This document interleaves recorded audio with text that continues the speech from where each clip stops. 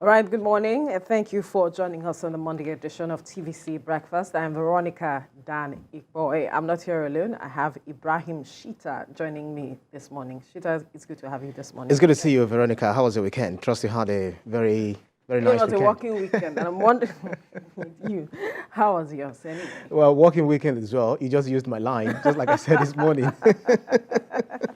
But anyway, it's good to be here, and it's good Right. to do what you love doing the best, whether it be weekend or weekday. We're always on air, even if Right. you're home. Right.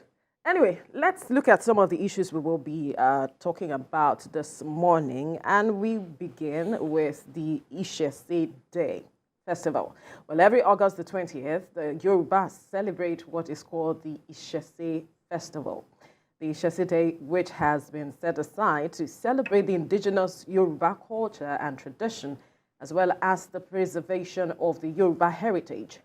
The Lagos State government, as well as Ogun, Osun, and Oyo, declared today as Work-Free Day to also promote oneness, unity, and religious harmony among the Yorubas. And those are some of pictures of the celebration which happened yesterday there on your screens. But this has generated some reactions and divergent reactions, I must say, Ibrahim. There are those who are not really comfortable with this celebration or giving a day to say, okay, this is a public holiday Right. to celebrate Isese Festival. But there are those who are saying, oh, the governments, the state governments of the Southwest that have decided to take this step have done something commendable, Yeah. if I may use the word, looking at oneness, unity, like we mentioned, for these persons to feel a sense of belonging and getting that recognition from government. In fact, some went ahead as saying, okay, it should even have constitutional backing. So there are legal instruments to justify this decision by states in the Southwest, such that some other states, even though it's not all the states in the Southwest that have decided, it's just about 3 of them, talking about Osun, Ogun, and Oyo. Kwara And State, Lagos. and Lagos. And Kwara State, it was made in controversy some time ago. There were some Muslim clerics that came out to say that the priestess cannot, go ahead with the Isese Day festival, and the Sulu Gambari, who is the emir of Kwara State, had to come out to say, okay, to avoid any form of chaos, this celebration was not going to happen.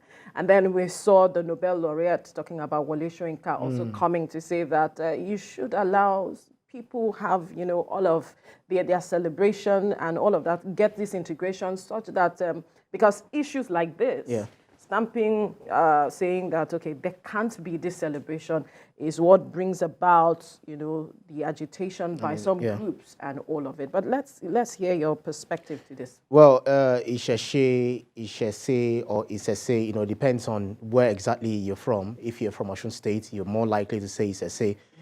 I'm basically predominant in Lagos, so we say Isese in most times. So it's all about, it's the same thing, just the Yoruba tradition, being brought back to life. There are some people that have never left it. It's the way they met their forefathers doing it. And they would say that majority of us have taken on Islamic religion and Christian religion. But this is a country where we know that it's a secular state, and the fundamental human rights is captured in the Constitution. Absolutely. Section 38 of the 1999 Constitution, as amended, said that that's the right to freedom of thoughts, conscience, and religion. It said, every person shall be entitled to freedom of thought, conscience, and religion, including freedom to even change your religion if you decide to. So nobody should, hold you. Even your parent can't force you to, take on certain religion. But one thing that is very striking is that you see some of these clergymen talk about the pastors and the affairs, so to speak. They will say, no, this is traditional worshiping. But you see what some of them are doing underneath. It's even more than what the tradition. No, I'm telling you, that's absolute fact. What some are doing. Basically, they introduce traditional worshiping into their own religion. And because I was taken aback when I saw the cleric in Kwara State who was saying, no, you can't do this here. You can't. first and foremost, the Constitution gives them the backing. Absolutely, freedom. You can move as long as they are not coming into your room. Nobody can lay claim to that river. It's under the government's purview. It's under the government's right to say, okay, these are the people that can access it or not. So if you are saying they can't do it, you are going against what your own religion also tells you. Because if you check the Quran, in Quran, I think 109, verse 6 says that your religion is for you, mine is for me. Right. Quran 2:256 says there shall be no compulsion in religion. So the way of the right and the wrong is clearly manifest. So if you are saying that others cannot practice their religion and your own religion, you want to practice it, you want to impose it on others, even if you're not imposing it, I don't think on their rights. It's actually hypocrisy. To me, the way I see it, is actually hypocrisy, because you should allow them to practice. Because if you're saying you're living after the Holy Prophet of Islam, when they came to him back then in the day, they said, okay, fine, we see that your religion is now being clearly established, but then why don't we come together? Why don't we have our own celebration today? You join us, and when it's time for your own celebration, we also join you. That was when the verse was revealed that, no, your religion, tell them, your religion is for you, and my religion is for me, and you have to live, you have to cohabit peacefully. There has to be, peaceful coexistence in perhaps society. the concern for some is the sacrifices that are being made, and all of it, that some have said that the world has moved past some of these things. So it's like back in the dark ages. It's for them. It's like you're having those sacrifices, carrying these things, and a lot of them do not find it comfortable to see such things, perhaps on the ground, at junctions and different places, and seeing libation being poured, seeing perhaps the blood of some things being killed in form of sacrifice. Not everyone, right, can find it comfortable seeing such things or seeing you doing some of these things. And aside that, some persons, look at Oro, for instance. You are meant to stay in your house indoors because this festival is happening. Whether you are a traditionalist or not, which was what the Oluwa of Iwo was saying, that you should not, deny others of their rights because you want to carry out your own festival, right, so to speak. What if people have some emergencies, there are issues? That is his own perspective to all of these festivities. And so how it infringes on the rights of others, everyone is coming out to say, my right, I have the right to express myself, to say that I am not comfortable with what you are trying to do, because I am not comfortable with the mode of these festivities, the sacrifices and some of the things you will be doing. So I believe the Islamic clerics too have a right to speak. Yes, that's right. That should not. If they are not comfortable, they have their own right to speak about what they are not comfortable with. And the Sulu Gambari coming in is trying to ensure that there is some level of peace and sanity. And that's what's in the community, so that it is not a matter of you against me when the festivities come up. So I do not necessarily see hypocrisy in what they did. No, when I say hypocrisy, themselves. I'm saying that those who are saying that the traditional worshippers do not have a say, did not have the right to their own freedom of religion. That's what I'm saying. That they even take on what these traditionalists, what they do. They introduce it to their own religion, which is essentially not there. For instance, stargazing is not part of Islam. Fortune telling is not part of Islam.